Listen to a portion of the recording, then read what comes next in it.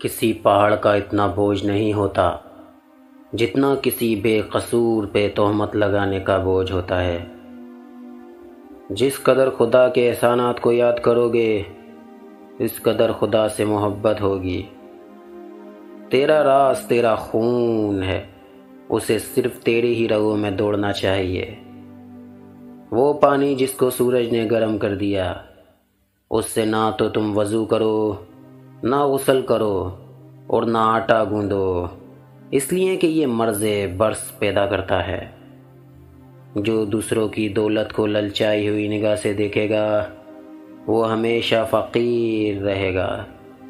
جاہل کی ایک خصوصیت یہ ہے کہ وہ سننے سے پہلے جواب دیتا ہے۔ غیبت کرنے والا اگر توبہ کر لے تو جنت میں داخل ہونے والا آخری شخص ہوگا، اور اگر توبہ نہ کرے تو دوزخ میں داخل ہونے والا پہلا شخص ہوگا۔